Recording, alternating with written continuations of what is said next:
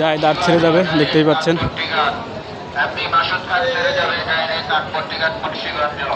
আর তার পাশাপাশি আমরা দেখতে পাচ্ছি ঘোষাহাটের উদ্দেশ্যে শাহরুখ 1 আছে 6:30 ঢাকা থেকে ঘোষাহাটের উদ্দেশ্যে ছেড়ে যাবে।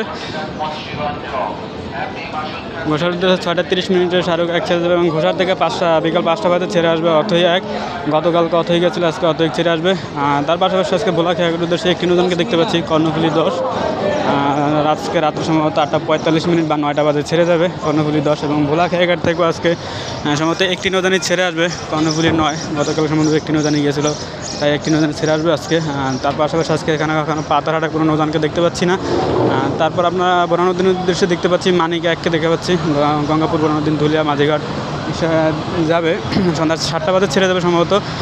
বোরহানুদ্দিন থেকে আজকে সম্ভবত রাসেল 5 ছেড়ে আসবে। গতকালকে রাসেল 5 ছেড়ে গিয়েছিল, আজকে রাসেল 5 ছেড়ে আসবে। তার পাশাপাশি আমরা দেখতে পাচ্ছি আপনার শ্রীনগর 7কে দেখতে পাচ্ছি লালমোহনের উদ্দেশ্যে ছেড়ে যাবে।